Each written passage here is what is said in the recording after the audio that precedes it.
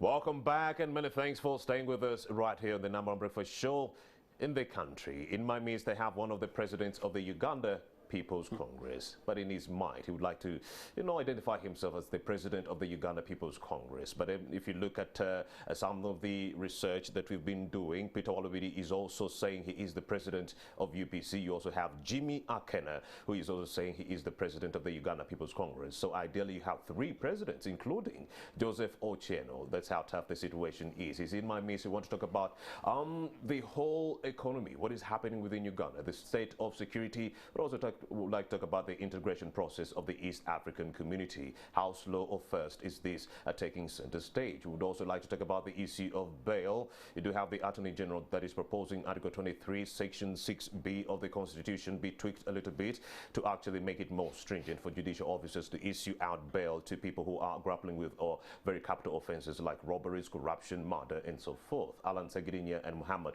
that is Alan Sewanyana and Muhammad Segirinya, wouldn't want any such conversation taking center stage because they would be the first culprits of the first victims of the same taking center stage. Even though the opposition is saying President Museveni should be wary of the same, because this proposal could actually net him at a time when he actually vacates power. He might also need bail. That's according to Robert Chagulanyi, the president of the National Unity Platform Party. You also do have another proposal that is geared towards tweaking Article 24 of the same Constitution, Section 4B, that would warrant someone to be released after 48 hours. But then they want that to actually translate into 48 business hours, meaning you don't be holding the police liable even if they hold you more than 48 hours. So there's also the issue of corruption. 22 trillion Uganda shillings is lost annually. You do have a budget of 44.5 trillion. So half of the money is being swindled by unscrupulous individuals. What does that mean? It means that even though you are to allocate a lot of money to many of these sectors,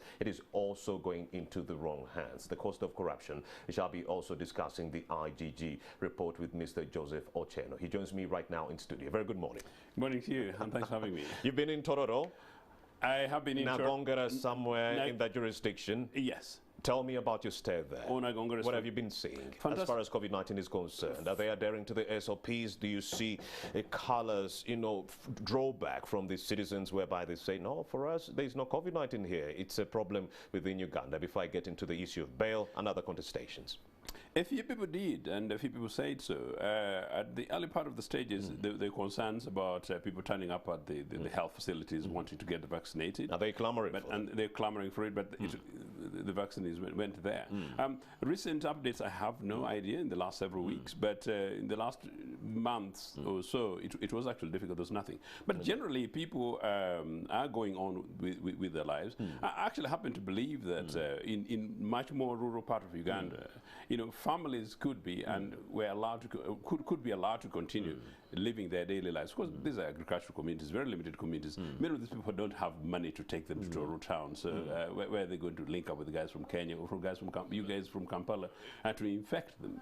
So by and large, I think the police, and I need to say this, and credit to the regional police commander Bukedi South, who at the beginning of the enforcements, I think they did it very, very rough. And once some of us landed in Tororo, they came calm and said, look, we are coming down and we're trying to make sure that we police in a much more reasonable and sensible way. And in a way, it worked. Indeed, Joseph, and with the slow vaccinations taking root within this country, government has set a target of 7 million vaccinations by December so that schools can reopen in January of 2022. 2 months time frame, is it enough time to actually expedite all these vaccinations to ensure a safe reopening? Is it feasible, in your opinion, as a leader? There's something actually criminal about this. One, about the opening of schools. Uganda is now amongst the world's 5 poorest performers as far as education is concerned. And this is something that needs to be possibly investigated. And if I was in the National Assembly, I would be clamoring for it. But I was talking to some guys who were in Parliament yesterday. Turns out to be that some of our own parliamentarians apparently fear raising issues in the Assembly because they'll be pointed at. And I think that's very, very, very terrible. But beyond that, actually, I was just looking at figures for Kenya.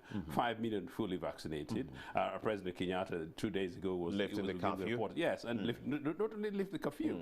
He was simply saying that, well, prices of coffee, you'll double it by more than double, 42% increase in, UPC came up in government and we started campaigning for our independence in the early 40s and 50s with making sure that we enabled our population by making sure that the agricultural produce are well paid. You know, President Kenyatta is doing that in Kenya. Why it's not happening in Uganda, I don't know. Oh, yeah. Oh yeah. Okay, let's talk about the issue of bail, Joseph Ochieno. It's been taken center stage right here in the jurisdiction of Uganda. The president is saying we should be holding criminals who are grappling with capital offences. As long as your case is triable by the High Court and the subordinate courts, you should be held for more than 180 days, because it says when we release you early, the wounds are still clearly, yes, still fresh within the hearts and minds of Ugandans for these individuals. So when you release such a guy into the public, it can lead to orchestrations of mob violence. Do you actually subscribe to this to the same chain of thought coming in from the Attorney General Chiwanuka Chiriowa and the President? Mr. Windolo became an interesting personality in the last several weeks. Right. He's somebody whom I highly regarded. He seemed to suggest that Mr. Museveni is the overall judge of this country. The judiciary tended to report in a manner in which attempted to calm it down. The point is this, that the idea that the President of the Republic is the person who's responsible in criminalizing and determining whether or not people are criminals or not is very unfortunate. This is a presumption that you are guilty until others proven innocent is law of the jungle, and that should really have remained in the way. We shouldn't really come to town. How the bail issue becomes the biggest subject of debate at a time when we're grappling with COVID, yes. We're grappling with the attempts to restore our economy, when we're grappling otherwise with the question of nationality following a very, very divisive elections. Poor social security. I do not know, and not poor, absolutely absent social security systems. As I said, I was around the country and beyond Tororo, and then you realize that actually when people fall sick, it is up to a few individuals who can afford a few thousand shillings to rescue those lives. Otherwise, lives are lost. I have had to rescue a number of people without whom, if I wasn't in terror, perhaps they would not live. And it's not an easy thing. I hear you. So what does that mean for the opposition? We are getting talk coming in from the opposition that the removal of bail is targeting some of these politicians ahead of 2026. The government is very, very much intent to ensure that many of these people are rounded up before 2025 during the campaign, so that they're not largely non-existent during that electoral period of 2026. It is clearly the case, but I really don't subscribe. This is a witch hunt. Yes, of course, clearly, but I really don't subscribe to the idea that it will necessarily be something that Mr. Museveni should necessarily be worried about. I'm not quite sure, as a responsible politician, that I should be seeking to target what happens, when Mr. Museveni leaves power. It's simply rather about the realities of ensuring that there's a rule of law as it prevails today. But beyond that, really, the manner in which we determine some of these things will take us back. Mr. Museveni targeted Dr. Bote with age limit, and it caught up with him. He targeted Dr. Bote with the term limits, and it caught up with him. And so some of my colleagues in the opposition may be right to suggest that he's targeting my poor brethren in NUP, and it may just about catch up with him. But I'm not quite sure whether it's the issue. The issue is whether or not, as a civilized country, after 35 years, Mr. Museveni does not have trust and confidence in himself that the rule of the law should prevail, and that we have sufficient powers within the judicial systems, including the powers of the discretion of the judges, to make decisions about some of these other things. The other thing, though, is this, that I really don't know if when Museveni was in the bush, we did not have some of these provisions. Now I don't know which opposition group is threatening to go to the bush, threatening terror. I'm not quite sure why these guys are so worried about that, simply because they don't want to have an open conversation like this between me and you. And as I said the other time, I invited Mr. Museveni to join me and you in a breakfast conversation so that we're able to have a conversation about some of these issues. Away from the opposition, the president says you do have some corrupt government officials who have been swindling money. Out of the 44.5 trillion budget, 22 trillion is actually being swindled by government officials. So he says if you are to remove bail from these individuals, it will actually set a precedent whereby other individuals who might have wanted to follow suit in the footsteps of these individuals might actually, step back and say, okay, the situation is getting tough, let's give up. 180 days without bail, why would I still continue being corrupt? So in a nutshell, the president is targeting the most corrupt of society. The most corrupt in his government? Mr. Museveni must be very careful, you know, to ensure that when he ups this question about corruption doesn't make Uganda slightly much more angry, but that actually does not take some of these other things closer to his home. I see. You know, start from State House about corruption and enlist them. You guys in the media, you know these things better than me, you know. Go into some of Museveni's own ministers who were corrupt, some of those who've been to jail and back. And he recycled some of these guys who went to jail, and they're now part of the key. It's like you're saying the president himself is precipitating this culture of corruption among the members of government in this country. Clearly, as a leader of Uganda People's Congress, I would definitely say so. Particularly if you do that, today, knowing very well that the people whom you actually appoint, you know, in key positions of government have been proven, you know, to have been guilty, and some of them have actually gone to prison for it. Some of others, some of which is slightly much more controversial, that some of his ministers went to jail, and others who pointed fingers, and others were not really, you know, the left aside. You know, it's rather cheek. The thing is, after 35 years, Mr. just realizing that corruption is a big issue in Uganda today, but just as I said, if half the amount of monies that should actually be going to provide the services is actually siphoned out, when we know that actually of the money that we spend, more than 50%, again another half, is begged money from abroad. I see. Currently, up to 54% or thereabout is projected by end of this year of our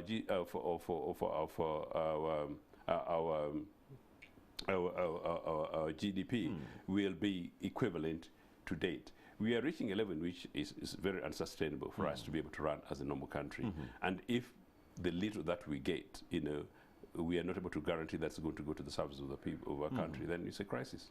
Because there is no way we can achieve development, Mr. Joseph Ochieno, if money that went to the agricultural sector was swindled, if money that went to the health sector, education sector was swindled, meaning it doesn't matter whatever development project government is coming up with. As long as they do not trump down on corruption, we are only moving in negatives 10 steps back. Do you know how bad it is? Even without corruption, the current manner in which the economy is actually calibrated, you know, 17% of thereabout of our national budget is spent on security. Just about 3% of thereabout goes to agriculture, similar levels perhaps to education and health. It basically means little money. It's already actually dwarfed amount. So if you then put in corruption, particularly in the sectors which we now know, particularly in infrastructure development, where huge amount of money is actually going off into the pockets of a few, and a few individuals who are actually part of this government and part of this regime, then you actually know that this is a country in crisis. The other thing, though, is that we've been asking, and I wrote in the series for my columns, asking from now 18 months since we started lending money to government about donations to COVID funds. Where have all these monies gone? Maybe Mr. Museveni could start with those ones. I see. You don't need bail. You don't need bail to sort out some of this basic mess. And Mr. Museveni is an expert. You know, it becomes convenient for him. He tells you that, well, he's been on the struggle since before you were born. So since the 60s, Mr. Museveni has been at the top of these things. There's no reason why some of these other issues need bail reforms in order to sort them out. Well, this is a very, very contentious situation, because you do have the president who is coming out to say he does know the individuals who are engaged in corruption, but he does not have the evidence to actually pursue these individuals. Now, there are some individuals who are actually helping the president with investigations. That is civil society, NGOs that were actually working in the areas of governance and also accountability. That's where corruption takes center stage. But then what we saw from the NGO Bureau is this NGO Bureau shutting down the same NGOs. 54 of these NGOs were shut down over these activities. Do the leaders who are in government, are they so corrupt in that they do not want those individuals who are actually investigating or offering oversight on behalf of the citizens to actually go ahead with their activities? Should we be investigating the investigators? It's been suggested that actually some of those were possibly instigated by the powers that be. Many of these NGOs that were allegedly investigated and closed would give very interesting arguments around those. That many of them are bathing reports. And perhaps they're political. But beyond that, actually, it's very unfortunate if any public organization, whether in this case NGOs, indeed statutory organizations, get involved in corruption. I totally concur that if money, meant for the public, meant for the population, maybe money coming from donors, just as Mr. Museveni and his guys spend dubiously, so should the NGOs, and particularly money is going to the to NGOs. Some of the NGOs actually get monies from ordinary taxpayers, who are basically people who give monies in the streets of possibly London, Washington, and perhaps sometimes Addis. There's no reason why when the money is coming to Uganda should not be held to account. But I don't think the issue is the NGO. The NGO money is a very tiny little bit of monies that come into. The big money is actually the monies that Mr. Museveni and his State House allegedly investigate, but I don't think it's a responsible State House. I am suggesting Mr. Museveni should invest in the police, and invest in the police in the manner in which UPC did, to make sure that we have our investigative arm, the special branch of the police, taking responsibility for investigating crime, including crime of corruption. Instead of instigating a unit that will investigate crime, they'll rather come up with a committee that will enforce people who jump bail. Including people who are special young citizens. The issue of priorities. Well, that is Joseph Ocheno, the third leader, if you will, of Uganda People's Congress. Like I told you, there are three presidents of the same UPC party. That is Peter Walubiri, Joseph Ocheno, and also Jimmy Akena. But he contends he is the bona fide leader or president of the Uganda People's Congress. Leader to be. You'll be talking to me about the case that is in court. But shortly after... Welcome back, and many thanks for staying with us right here on the number one breakfast in the country, morning at NTV. The High Court in Masaka on Thursday yesterday deferred its ruling on bail for the two legislators, that is Makindye West, Alan Sawanyana, and Kawempe North, Muhammad Segirinya. Yes, to Monday. They'll have to wait until Monday to know whether or not bail will be issued. They are grappling with 4 counts: murder, attempted murder, aiding and abetting terrorism, and so forth. Charges that they think are superfluous and are being instigated by the government to curtail their activities as opposition members. And all these charges are linked to the murders that took center stage within the Greater Masaka region. The 26 people who were hacked to death. It is believed that those two legislators did fund those activities to take center stage. Large and fair. How true are these allegations? We're also going to be talking about the issue of corruption. If President Museveni is saying he knows the individuals who are involved, but he doesn't have the evidence to actually pursue them, if the NGOs that were largely helping us to investigate these individuals were also being shut down as of August. So what is the fate of the citizens of this country? Is it a situation of despair where we have to just simply shut up because out of every 20,000 Uganda shillings within the economy, 10,000 is being acquired illegally? Joseph Ocheno, should we simply just shut up and give up? If the powers that be, President Yoweri Kaguta Museveni, the commander-in-chief, knows who these individuals are but says, I don't have evidence to pursue. The NGOs that would have helped him are being clamped down or being muzzled by the NGO Bureau. So where does that leave the citizens? Should they just simply give up? How does clamping down on corruption? How does he know? How does he know? And he has a unit, anti-corruption, the State House unit. So they get the information, but they don't have the evidence. That means this is a country in crisis. Mr. Museveni boasts about the capacity around security and intelligence.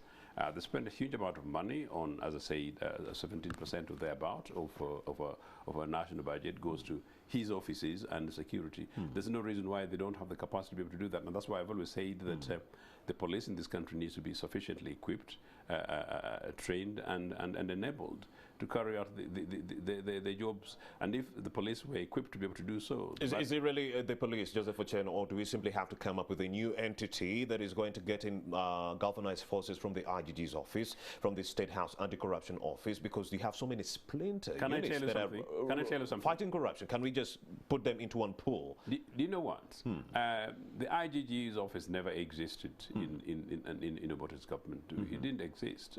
This is the creation of Mr. Museveni, and Mr. Museveni needs to be held responsible for this. They boasted when they came out of the bush that they're going to institute a new office of the IGG to make sure that they stamped off corruption. Has it worked? It hasn't. I'm just simply saying that, well, I'm not saying the IGG office is my good friend and Mulamo Betty is there, the best wishes to her. But the point really is this, that no, I think investigations of crimes is the responsibility of the police. The police needs to be trained and equipped. We need to be able to have a police service in Uganda which is national, in character, representative in terms of training, capacity, recruiting, and everything else, but also made sure that, well, they're sufficiently equipped, you know, to carry out their works. State House, I can't imagine that if Obote's office at one time was responsible for investigating anything, even crimes of guys in Luwero, what Museveni would do and his team would be saying. No, no, no. The State House thing should actually be disbanded. I think it's actually Museveni eye kind of stuff. But of course, you know why it's there. The IGG's office, let them go ahead and do their job. I don't know really what they've majorly done since they were created in 1986. You think the police could actually investigate ministers that are so powerful and have some kind of immunity? That is what happens in developed nations. That is what happens in democracies. That's what happened in this Uganda. The police, intelligence, and the police detectives do carry out this investigation. That's but it's the opposite in Uganda. It's the ministers ordering the police on what to do. You see, how can such a low-ranking officer go ahead and arrest a minister who is being charged over stealing billions or trillions of money? That's why I'm telling you that it goes back to Mr. Museveni, the chief of the courts. Yeah, I goes see. to Mr. Museveni. He's the man responsible for these things. But no, look, when I emphasize Museveni, people might think it's about personalizing. Yes, no, it's very much about the state in which NRM has brought this country. We need to be able to recalibrate and to remind Ugandans that actually this country has been possible. It's possible going forward. It is possible without Mr. Museveni. I think the population in this country need to wake up and become angry enough without violence, you know, to say no, enough is enough, and to begin to hold Mr. Museveni directly to account for whatever he says. In a nutshell, you're telling me, Joseph Ocheno, for us to clamp down on corruption, we need to expedite regime change? Yes, and regime change without violence. And what I mean here is this, that a critical number of Ugandans need to say enough is enough, and to demand from Museveni. Every time Mr. Museveni issues a nonsensical statement, you know, Ugandans should actually challenge them.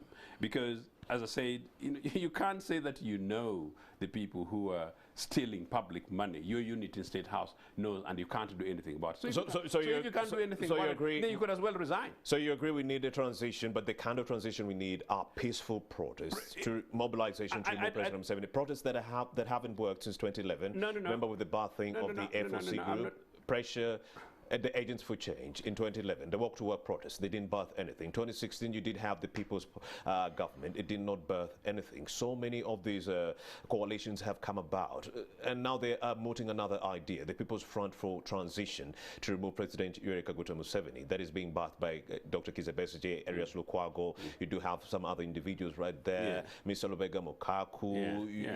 You do have Sulaiman Chidandala, who are being called political failures, who actually opened this new People's Front for Transition. How can this transition ensure the removal of President Museveni if they are not even united? Opposition NUP is saying they are not joining it, that they were never consulted. Then you realize that I'm talking about Ugandans rather than particular groupings or particular individuals. You know, no, I'm simply saying Ugandans. It's these groupings that will have to mobilize I'm saying Ugandans must be angry enough. Ugandans, including Ugandans in NRA, and I talk to Ugandans in NRA, by the way, who genuinely recognize that where we are is not in a good place, and where we're going is not sustainable. We are not able to sustain whatever is going to happen in the future. So the best thing we should do is simply say, no, enough is enough. We need to change. And but change does not necessarily mean that simplistically regime change. Change means that perhaps Museveni can wake up tomorrow and sweep the entire mess, you know, on the table that is actually in charge of this country, and perhaps give us another hope and possibility that the next remaining 4 years of his rule is not only going to be a different Uganda, but Uganda which is possible. But of course, that is a recommendation. But not just a quick point though is this: when we talk about many of these changes, it's not necessarily about people going to protest. We're simply saying Uganda's demand. Ugandans can demand through their members of parliament. Ugandans can demand through open campaigns. When Museveni comes to Nagonga, we simply say you're not welcome, you know, and you'll perhaps think twice before coming to Nagonga because he's not welcome in Nagonga. And why? Because such recommendations have already been aired out one too many times, Joseph Ocheno. And what has that all culminated into? Chitalia, Chigo, Luzira prison. Many of these individuals are now there wallowing with no hope. You know what my good friend Andrew Mwenda one time said? What happens is this: Kizza Besigye will call for a protest. One, at some point he'll be released on bail, but and then the government will come out at some point and say, no, we are withdrawing all these charges against Kizza Besigye, but the people with whom he was arrested, People who have never gotten bail since then, people who didn't have the sureties to get bail, are still wallowing there in these prisons. Do you think Ugandans still want to get onto 10 million Ugandans still want to get onto these campaigns whereby the leaders that are manning the campaigns are released, but then the people who are actually from behind, the poor ones, are still wallowing in prison? Do Ugandans still want such resistance politics? And do you think they'll engage? I don't really believe in resistance politics. Resistance is actually such a dirty word that I don't want to associate with this whatsoever. No, I'm simply... Resistance politics is where we say, okay, this situation is this. There are bad roads, bad health, and the bad education sector. And we demand for the What change, can we do to fix these sectors? Resistance politics is whereby the opposition will come and say, no, for these issues to be fixed, Museveni has to go. Like, they won't give you any pointers on how to fix the education sector, on how to fix the health sector. I don't know what opposition that is. Trust me. They'll only tell you, for us to change everything in this country, we have to ensure that President Museveni first leaves, and then we work on these other things, meaning they have no solutions for what is happening in the country except removing President Museveni. That is resistance politics. Do we need it? We need Uganda People's Congress. We need Uganda People's Congress that actually believes that we will deliver for the people. We need Uganda People's Congress where we believe... But Uganda People's Congress is already divided. You have two presidents. How will you go ahead to unite over 42 to 43 We will resolve it very soon. We're going to resolve very soon in court. Had it not been the second wave, 14th of July, I would have resolved this matter once and for all. How so? As you know, because I won the elections for leadership elections last December. Some funny guys played around with it, and as I say, the court's going to determine this. The likely fact is that, well, I will be declared either by court as leader, or perhaps court instructs the electoral commission of the party to declare myself president. But I'm just saying that. But up to that time, I call myself leader, but not president. But beyond that, my advice is that Jim McKenna will be found to be flouting the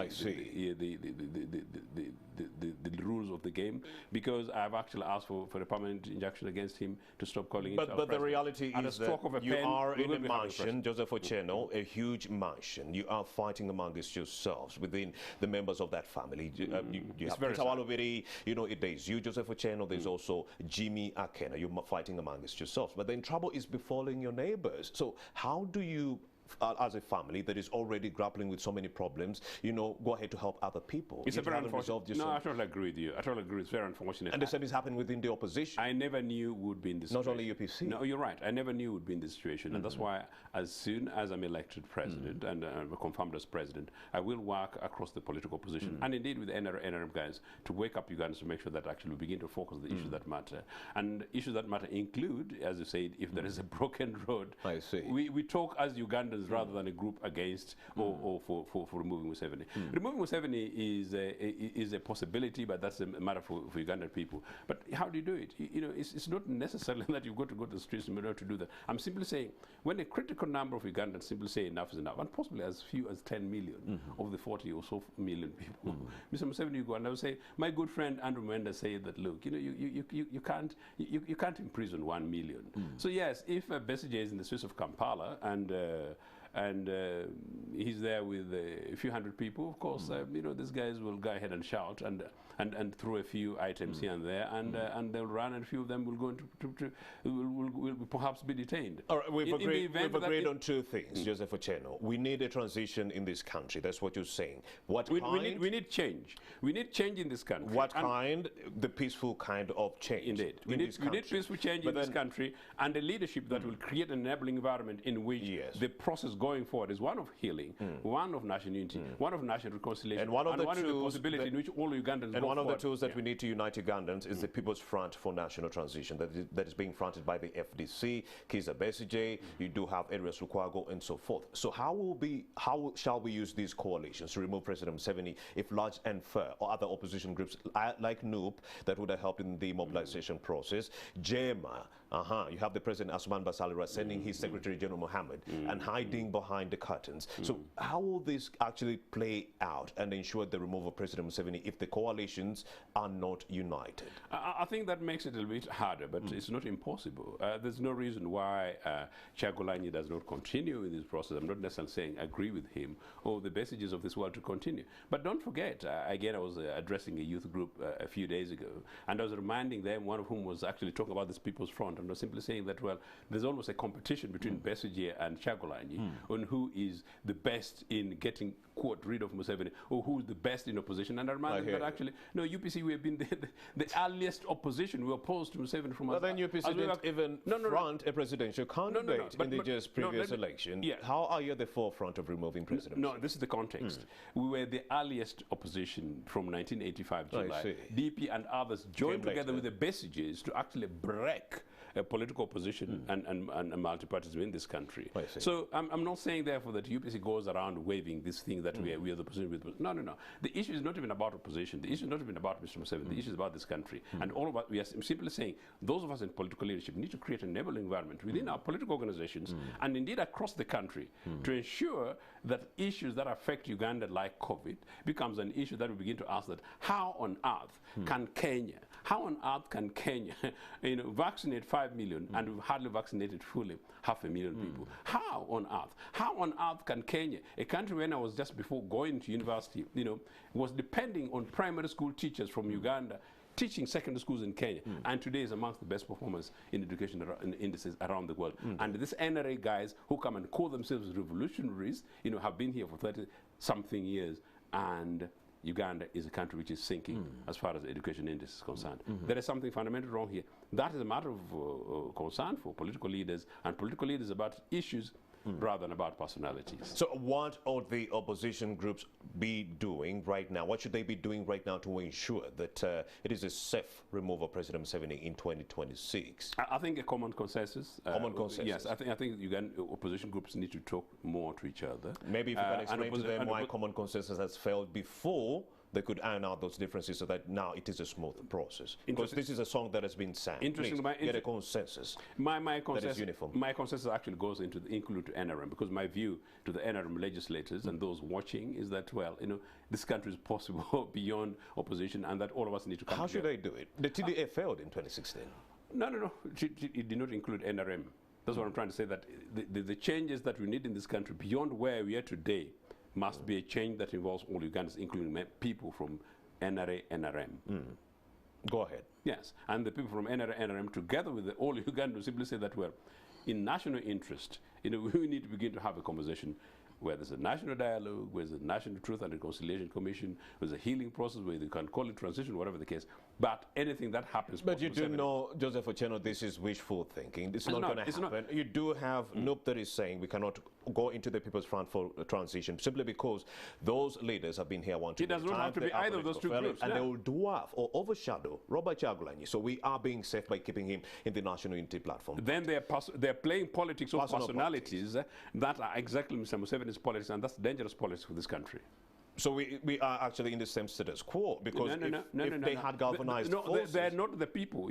There are 42 million Ugandans, So Uganda is not about Kyagulanyi. Uganda is not about Besigye. Uganda is not about Museveni. And that's what I'm trying to say. Uganda is about the vast majority of rather youthful citizens of this country that needed an enabling space and leadership based on issues that... This platform has been expediting some investigations since the election ended, and we did discover that if Kyagulanyi had galvanized forces with the opposition, he could have won. With his 38%, if he had FDC, if he had JEMA, if he had all these other opposition groups, that's why he needs to review his position on these issues. Actually targeted President Museveni's 58%. So meaning if they do not unite right now, removing President Museveni in 2026 is only wishful thinking when he has the state machinery, when he has the treasury behind his coffers, and so forth. But that is largely a conversation we should put aside. That's why I'm more ambitious than that. I'm simply saying that, well, not only should all opposition come together, but all opposition should also target NRM members and legislators, particularly those NRM members who claim to be Ugandans and interested in Uganda's future, to come together and focus on which is going to be so hard, large and fair, but largely we have some 2 minutes to 3 minutes that are left, Joseph Ochieno. Let's use that to talk about the integration process of the East African community. So in Southern Sudan, travel restrictions were removed. In Uganda here, travel restrictions were removed, but we are still, Gatuna border is still pretty much closed. We have a fish trade row with Kenya. Tanzania, we have a problem there. DRC. So let's talk about the integration process. What are some of the challenges that are holding back this process from becoming a reality? Personalities. Personalities. Yes, personalities. Mr. Museveni and Mr. Kagame, unless they resolve that, we are not going to go anywhere. And I think Kagame wants to be the president, Museveni wants to be the president of the EAC, so the clash continues. What about Kenya? What about Tanzania? Indeed, and actually when you go around the country, you know, people are really not bothered about many of these things. People across the border in Malaba and Busia, they basically want to go ahead and trade and visit their relatives, friends and relatives, and nothing else. Is integration a reality or only wishful thinking? You have the Rwandans who are living in Congo. Congo is soon being inducted. We're still working out a few things.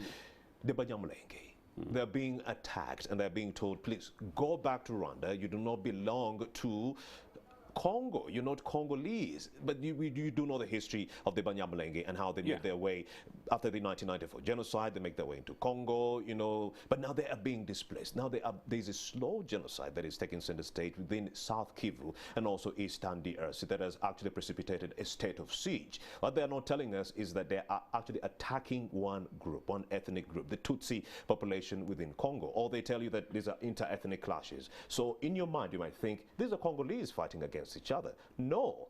These are Congolese militia attacking the Rwandese or Rwandans that are living within Congo. Is the East African community integration a reality? Or are we simply orchestrating wishful thinking with what is happening on the ground? Long term is an imperative. At the moment, it's the game of personalities, and the personalities are the obstacles. If I take you back to the 1990 invasion of Rwanda, and I take you back to the genocide in Rwanda, and if I went ahead and told you about what actually happened in Congo, then you realize that beyond the identity question of ethnic Tutsi, as you would actually Tutsi who to talk about, then you realize that actually many of these things are still about the leadership involved in some of these communities. I think we need to involve the citizens much more in these debates.